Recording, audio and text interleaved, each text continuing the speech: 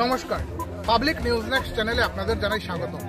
সমগ্র ভারতের সঙ্গে সামঞ্জস্য রেখে আসামের ধলাই বিধানসভা সমষ্টিতেও উৎসাহ উদ্দীপনার মধ্য দিয়ে রথযাত্রা পালিত হচ্ছে। আজ আমরা দাঁড়িয়ে আছি ধলাই দেবীপুর চৈতন্য নিত্যানন্দ আশ্রমে। এখানে আমার পেছনে আপনারা দেখতে পাচ্ছেন সুসজ্জিত রথ।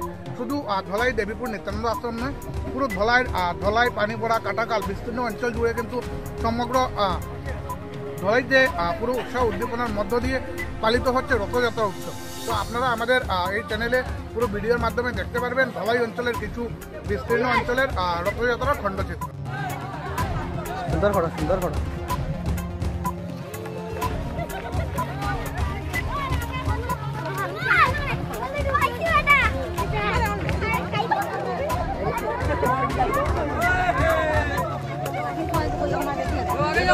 आगे रखियो।